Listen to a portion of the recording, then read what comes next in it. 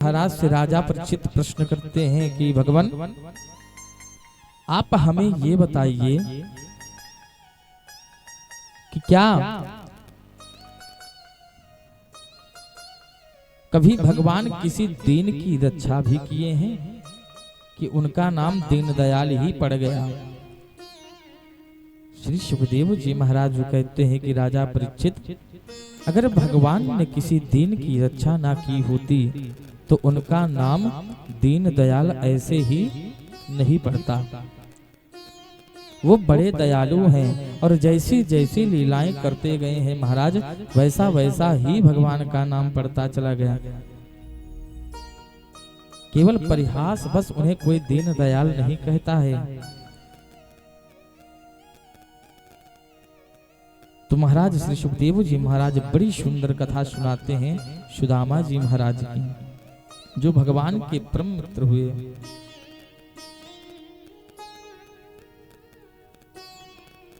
संदीपनी मुनि के आश्रम में भगवान कृष्ण और सुदामा जी दोनों अध्ययन के लिए गए हुए थे।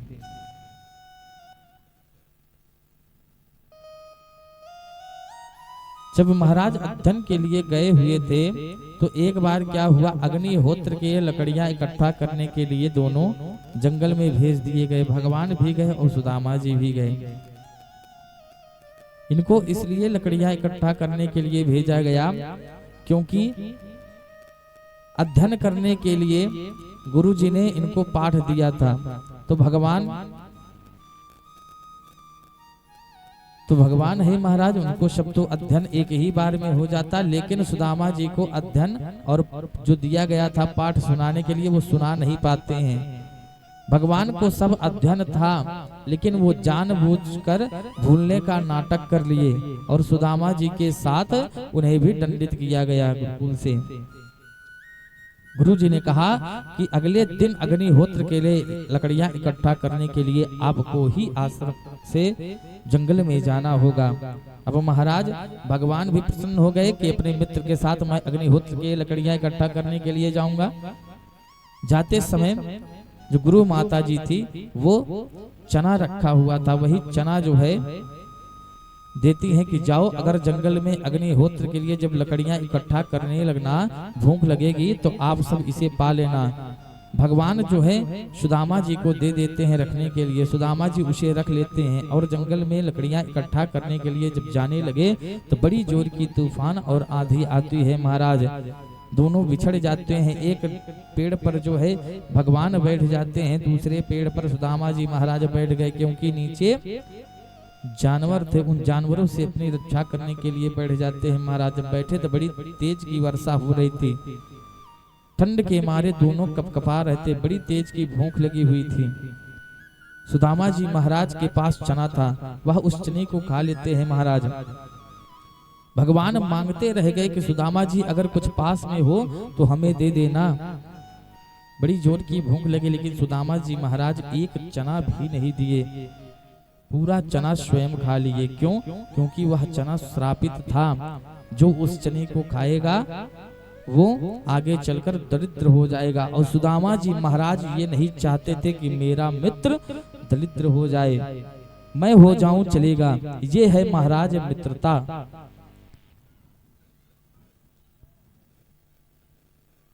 उस श्रापित चने का एक भाग भी जो है आज भगवान को नहीं दिए। सुदामा जी मन ही मन सोच रहे हैं कि अगर यह चना अगर हमारा कृष्ण खा लेगा तो वो भी गरीबता को, दीनता से ही उसका जीवन व्यतीत होना है। और ये तो द्वारकाधीश है, राजा का पुत्र है, मखमल के गद्दे पे सोने वाला है। अगर गरीब बन जाएगा तो इसे जमीन पर सोना पड़ेगा। जो मखमल के गद्दे का सुख लिया हुआ है महाराज, वो जमीन पर कभी उसको नींद नहीं आएगी। इसलिए सुदामा जी महाराज ने पूरा चना खा लिया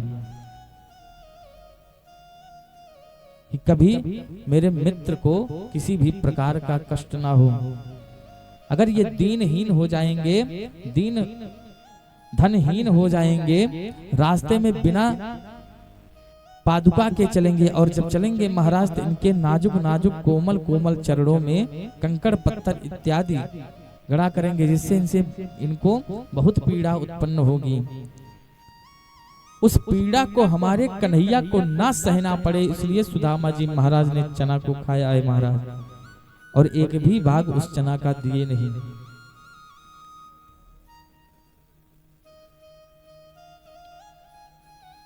कालांतर में महाराज समय बीतता है।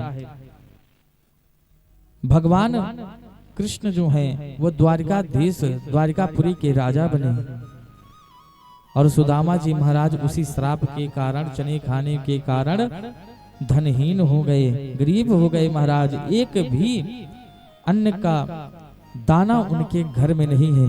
अगर वो 5 घरों में जाकर भिक्षा ना मांगे तो उनका जीवन सुचारू रूप से चल ना पाए।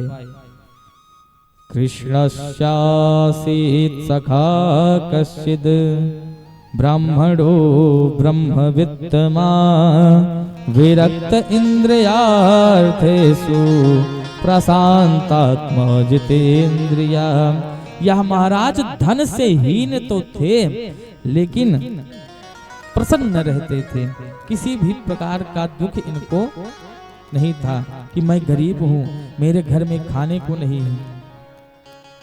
जो कुछ भी भिक्षा मांगते थे, थोड़ा सा भी अगर इन्हें प्राप्त हो जाता था तो उसे भगवान का प्रसाद समझकर, भगवान को भोग लगाकर प्रसाद समझकर स्वयं पहले अपने परिवार को दे देते, उसके बाद जो कुछ बचता तब स्वयं पाते थे।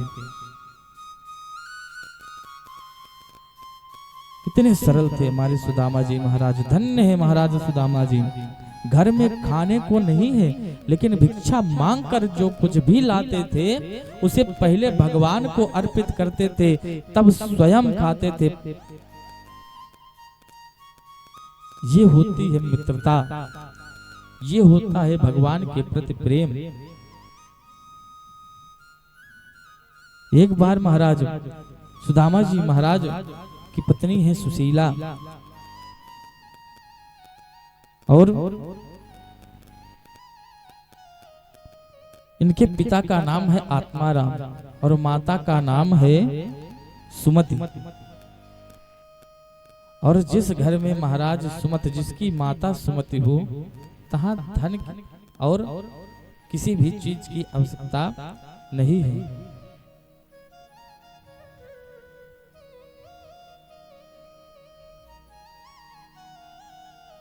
सुमति और प्रेम होना चाहिए, तो जीवन बिना धन के भी सुचारू रूप से चल सकता है। लेकिन अगर प्रेम और सुमति संतोष नहीं है तो आप चाहे जितना धन कमा लीजिए महाराज, तब भी आप सुखी नहीं हो सकते, क्योंकि आपके अंदर संतोष नहीं है। एक बार क्या हुआ महाराज, सुदामा जी के 2 पुत्र थे। उन्होंने कहा कि पिताजी बड़ी जोर की भूख लगी है। सुदामा जी महाराज क्या किए, सुशीला से कहते हैं कि देखो देवी, अगर घर में कुछ हो तो पकाकर बच्चों को खिला दो, ना हो तो मुझे बताओ, मैं भिक्षा मांगने के लिए जाऊंगा, जो कुछ मिलेगा थोड़ा इनको शांत रखना, लेकर आऊंगा, मैं जल्द ही लौट कर आऊंगा। अगर थोड़ा सा भी मुझे प्राप्त हो गया तो मैं लेकर आऊंगा और आप इन्हें पकाकर खिला देना। सुशीला मैया जाकर देखते हैं, लेकिन घर में आज अन्न का एक कण भी नहीं दिखा उन्हें। सुदामा जी महाराज तुरंत झोली उठाते हैं और भिक्षा मांगने के लिए महाराज चले जाते हैं।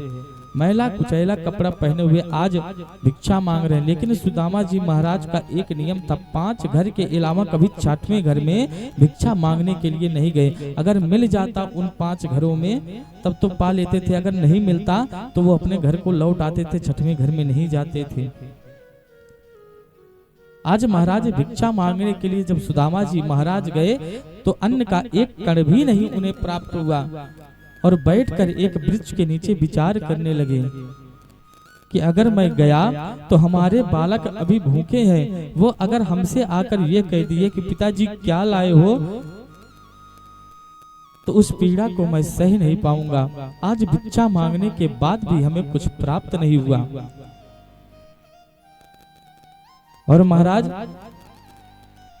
इस संसार में लोग माँ की प्रशंसा तो बहुत करते हैं कि माँ अपने गर्भ में 9 महीने बच्चों को पालती है, लेकिन महाराज जो पूरे जीवन भर बच्चे को पालता है वो है पिता। कुछ लोग कहते हैं कि माँ के पैरों में जन्नत होती है। चलो बात सही है, माँ के पैरों में जन्नत हकीकत में होती है, लेकिन उस जन्नत का दरवाजा पिता होता है महाराज, और बिना दरवाजे के कोई भी जन्नत में प्रवेश नहीं कर सकता, चाहे जितना बड़ा माई का लाल हो। अगर माँ के पैर में जन्नत है तो पिता उस जन्नत का दरवाजा होता है महाराज, लेकिन पिता की प्रशंसा में कोई 4 लाइन भी नहीं बोलता, केवल माँ की प्रशंसा लोग कहते हैं कि माँ ना जाने कितने कष्ट को भोगती है। अरे 9 महीने अपने गर्भ में माँ पालती तो है बच्चों को, लेकिन 9 महीने अपने दिमाग में ढोता है, पालता है, वो होता है पिता। कि कहीं मेरे पत्नी मेरे पुत्र को कोई कष्ट ना हो जाए, कोई दिक्कत ना हो जाए, उसकी व्यवस्था में बेचारा पूरा जीवन लगा रहता है, जिंदगी भर कमाता है महाराज, घर को बनाने में लगा देता है, पूरा धन घर बनाने में लगा देता है, लेकिन कभी उस घर का सुख एक पुरुष भोग नहीं पाता सुचारू रूप से। क्यों नहीं भोग पाता? अरे बहन बेटियों का विवाह होता है, एक घर को छोड़कर दूसरा घर तो मिल जाता है, लेकिन पुरुषों को महाराज अपना ही घर छोड़कर बाहर दूसरे के मकान में, किराए के मकान में रहकर अपना परिवार पालने के लिए काम करना पड़ता है, दूसरे के नीचे रहकर काम करना पड़ता है, केवल अपने परिवार को पालने के लिए कि कहीं मेरे पत्नी मेरे बच्चे को कोई कष्ट ना हो जाए। लेकिन उस पिता के दर्द को कोई समझता नहीं। आजकल की बहुएं भी आती हैं, तुरंत जवाब मांगने लगती हैं कि तुमने हमारे लिए किया ही क्या? अरे क्या नहीं किया उसने? आपके मान और सम्मान की रक्षा के लिए दर दर बेचारा भटक रहा है कि कहीं मेरे पत्नी को जरा सा भी कष्ट ना हो जाए, मेरे पुत्र को जरा सा भी कष्ट ना हो जाए, लेकिन वही पत्नी वही पुत्र उस पिता उस पुरुष की दर्द को समझता नहीं है, केवल और केवल अपने स्वार्थ के लिए इधर उधर की बातें, व्यंग भरी बातें बोलता रहता है। मानता हूं माताओं को कष्ट होता है, बहुत सारे कष्ट होते हैं, दर्द को भोगना पड़ता है, लेकिन पिता भी 9 महीने पेट में तो नहीं पाल सकता, लेकिन दिमाग में तो ढोता है।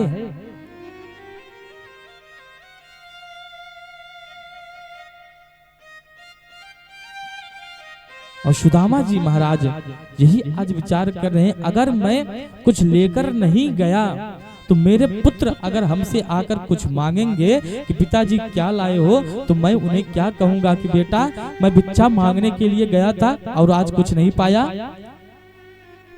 अरे वो तो छोटे बालक है, उनको क्या पता कि कष्ट क्या होता है, भूख क्या होती है, वो तो उस भूख को सह नहीं पाएंगे। हम बड़े हैं, हम तो जल पीकर भी अपना पेट भर सकते हैं, लेकिन बच्चे क्या करेंगे? सुदामा जी महाराज आज जैसे तैसे घर को लौट कर आते हैं महाराज, और जब आए तो उनकी पत्नी आज जल लेकर आती है कि स्वामी लो जल लाई हूँ, इसका पान कर लो। आज सुशीला सोच रही है कि मेरा पति बाहर जाकर भिक्षा मांगकर कुछ तो लाया होगा, मैं उसे पकाकर अपने बच्चों को खिला दूंगी, लेकिन उन्हें यह ज्ञात नहीं था कि आज वो भिक्षा में एक दाना भी नहीं पाए हैं महाराज। सुदामा जी महाराज कहते हैं कि देवी आज मुझे कुछ प्राप्त नहीं हुआ भिक्षा में, एक काम करो जाओ देखो कुछ तो होगा, थोड़ा सा भी अगर अन्न बचा हुआ हो तो उसका ही पकाकर अपने बच्चों को खिलाकर सुला दो। सुशीला कहती है कि बच्चे तो सो चुके हैं। सुदामा जी महाराज कहते हैं कि पहले जाओ देखो तो, अगर अन्न हो घर में कुछ बचा हो तो तब तो महाराज उठा देना उन बालकों को, नहीं तो सोने देना, सुबह उठेंगे तो सुबह मैं कुछ ना कुछ व्यवस्था कर लूंगा। सुदामा जी महाराज ये सोच रहे हैं कहीं अगर हमारे बालक उठ गए तो अगर मुझसे ये पूछेंगे कि पिताजी क्या लाए हो, बड़ी जोर की भूख लगी है, तब मैं क्या करूंगा, क्या जवाब दूंगा उन्हें। सुदामा जी की बात मानकर आज सुशीला जाती हैं, बटुली में जब जाकर देखती हैं तो केवल और केवल चावल का एक दाना मिला, एक कण मिलता है। महाराज सुदामा जी महाराज को लाकर उनके हाथों में वह कर दे देती हैं अन्न का। सुदामा जी महाराज उसे लेते हैं, उस एक चावल के दाने का 2 भाग करते हैं, एक भाग जो है भगवान के चरणों में लगा देते हैं कि प्रभु लो, आज मैं आपको भोग लगा रहा हूं, आज मेरे घर में बस इतना ही है, आप इसे स्वीकार करिए। और जो दूसरा कण बचता है, उस एक चावल के टुकड़े का जो दूसरा टुकड़ा था उसका भी 2 भाग करते हैं, और 2 भाग करने के बाद आज सुशीला को दे रहे हैं कि यह दोनों भाग तुम रखो, एक भाग जो है बच्चे के मुख में डाल दो और दूसरा भाग जो है तुम स्वयं पालो। सुशीला कहती हैं कि धन्य हो प्रभु, धन्य हो स्वामी, आप चावल का एक कण केवल मात्र बचा हुआ था, उसका भी आधा जो है आप भगवान को अर्पित कर दिए, और जो आधा बचा उसका भी 2 भाग करके अपने बालक और अपनी पत्नी के विषय में सोच रहे हैं। अपने बारे में अपने लिए भाग तनिक सा भी नहीं आपने रखा। ये होता है महाराज पिता स्वयं की भूख को भूल जाता है, लेकिन अपने परिवार को पालने के लिए 8-8 घंटे 12-12 घंटे, अरे चलो जिनका अपना स्वयं का व्यापार है तो समझ लो भगवान की कृपा है, लेकिन उनसे पूछो जो अपना घर बार छोड़कर किराए के मकान में रहते हैं और 12-12 घंटे 8-8 घंटे महाराज काम करते हैं, हाथों में महाराज छाले पड़ जाते हैं काम करते करते, लेकिन फिर भी जब अपने घर फोन लगाकर पूछेंगे तो केवल और केवल मुस्कुराते हुए पूछेंगे कहीं मेरे बेटे को कोई तकलीफ तो नहीं। 10,000 कमाने वाला केवल 1,000 अपने लिए रखता है, बाकी सारा जो है घर पर लगा देता है कि कहीं मेरे बेटे के फीस जमा होने में देरी ना हो जाए, कि जिससे मेरा बेटा पढ़ लिख ना पाए। अरे जो मैं नहीं कर पाया वो मेरा पुत्र तो कम से कम करे, ये बाप सोचता है महाराज। और केवल इस संसार में 2 ही लोग ऐसे हैं जो ये चाहते हैं कि मेरा पुत्र और कोई आगे बढ़े। एक तो महाराज पिता होता है जो ये चाहता है कि मेरा पुत्र मुझसे भी ज्यादा कमाए, मुझसे भी ज्यादा आगे बढ़े, जहां तक मैं नहीं पहुंच पाया वहां उससे भी कई गुना ज्यादा आगे हमारा पुत्र पहुंचे। और दूसरा होता है महाराज गुरु, जो पद स्वयं नहीं पा सकता वो ये सोचता है कि मेरा शिष्य वो पद पा जाए, इसके लिए वो ज्ञान देता रहता है। बाकी सब महाराज इस संसार में स्वार्थी कहे गए हैं। भाई बंधु चाचा भतीजा सब से एक दूसरे के स्वार्थ बस एक दूसरे से प्रेम करते हैं महाराज। इस संसार में अगर निस्वार्थ भाव से आपसे कोई प्रेम करता है, आपको चाहता है, तो वो आपके माँ बाप हैं और एक गुरु होता है।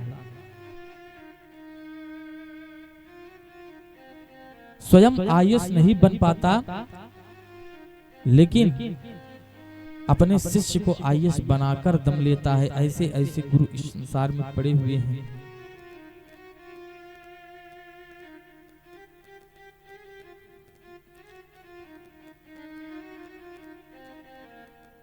एक बालक को माँ अपनी गोद में बिठाती है और कहती है कि बेटा देख, जहां तक मैं देख पा रही हूँ वहां तक तू देख। और वहीं तक माँ दिखाती है, इसलिए अपने बालक को अपनी गोद में बिठाती है। लेकिन पिता उसी बालक को अपने कंधे पर बिठाता है। इसलिए बिठाता है क्योंकि वह अपने पुत्र को चाहता है कि जहां तक मैं देख पा रहा हूं वहां तक ही नहीं, मेरा पुत्र मेरे कंधे पर बैठकर मुझसे भी कई गुना आगे ज्यादा देखे। इसलिए पुत्र को पिता अपने कंधे पर बिठाता है, गोद में नहीं बिठाता महाराज। ये होता है पिता का त्याग, ये होता है पिता का प्रेम। आज सुदामा जी महाराज एक कण बचा हुआ है लेकिन उसको स्वयं नहीं खाए, अपने परिवार को दे रहे हैं, भगवान को अर्पित कर रहे हैं। पुनः महाराज सुबह होती है, सुदामा जी महाराज जाते हैं भिक्षा मांगने के लिए कि अगर आज भी मैं कुछ नहीं पाया तो मेरे बालक बेचारे भूख के मारे तड़प तड़प कर मर जाएंगे। सुदामा जी महाराज आज झोली उठाकर निकल पड़ते हैं भिक्षा मांगने के लिए।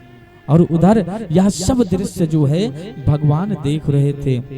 ब्राह्मण का वेश धारण करके आज कन्हैया आते हैं और सुशीला मैया से कहते हैं कि मैया अगर आपके घर में कुछ हो तो हमें भोजन पवा दीजिए, बड़ी जोर की भूख लगी है। सुशीला मैया आज मना नहीं कर रही हैं, उन्हें आस है कि हमारे पति बाहर गए हैं, वो भिक्षा मांग कर लाएंगे तो कुछ ना कुछ तो आज तो जरूर मिलेगा। चलो मान लिया कल नहीं मिला लेकिन आज मिलेगा। और ब्राह्मण देवता जो भगवान ब्राह्मण का वेश धारण करके आए थे उन्हें बुलाती हैं और कुछ मिलता नहीं, अपना आंचल फाड़ कर जो है बिछा देती हैं कि प्रभु आप इस पर बैठिए, हे ब्राह्मण देवता आप इस पर विद्यमान हो जाइए। भगवान की आंखों में थोड़ा सा अश्रु आ गया। बताओ आज घर में कुछ बिछाने को भी नहीं है तो इसने ये मैला कुचैला कपड़ा जो पहना हुआ है अपना आंचल फाड़ कर बिछा दे रही है, केवल और केवल कि हमारे घर से कोई खाली हाथ न जाए इसलिए। अरे वो तो भगवान है, ब्राह्मण का वेश धारण करके आए हैं। तो आज वही भगवान कहते हैं कि सुशीला हमने सुना है कि तुम्हारे जो पति हैं उनके एक परम मित्र हैं और बहुत धनवान हैं, वो द्वारिकाधीश हैं, द्वारिकापुरी के राजा हैं। सुशीला मैया कहती हैं कौन? कृष्ण। हाँ हाँ वही कृष्ण, वो कोई साधारण नहीं बल्कि द्वारिकाधीश हैं। सुशीला मैया कहती कि हाँ हमने भी अपने पति के मुख से उनका ही नाम सुना है, वो निरंतर प्रतिदिन उनका नाम लिया करते हैं, बल्कि जो कुछ भी प्राप्त होता है उसका एक भाग जो है पहले उनको भोग लगाते हैं कि ये कोई साधारण नहीं, ये हमारे मित्र नहीं बल्कि भगवान है। यही समझकर वो एक भाग निकाल देते हैं जो कुछ भी भिक्षा मांग कर आते हैं। हमने भी उनका नाम सुना है। ब्राह्मण देवता कहते कि हाँ हाँ देवी मैं सत्य बता रहा हूँ, वो कोई साधारण नहीं बल्कि द्वारिकाधीश है, द्वारिकापुरी के राजा हैं, बहुत धन है उनके पास। अरे तुम्हारे पति दर दर भटक रहे हैं, एक काम करो उन्हें आज आकर समझाना कि जाओ बहुत दिन हो गए तुम्हारे मित्र से आपने मिला नहीं, एक काम करो जाओ और अपने मित्र से मिलकर आओ। और जब जाएंगे वहां पे महाराज मित्र से मिलने के लिए तो उनकी व्यवस्था वो जरूर करेंगे। और आज महाराज वह ब्राह्मण देवता भगवान सुशीला के मन में यह बात डालकर चले आते हैं वहां से। महाराज जब आए तो सुदामा जी आज महाराज जैसे ही आए तुरंत जो है आज सुशीला मैया जल लेकर जाती हैं, कहती हैं कि स्वामी आप थक गए होंगे, जल पी लीजिए। सुदामा जी महाराज समझ जाते हैं कि कुछ ना कुछ तो जरूर घटित हुआ है हमारे घर में, जिसके कारण आज मेरे आते ही मेरी पत्नी सुशीला जो है मेरे लिए जल लेकर आई हैं।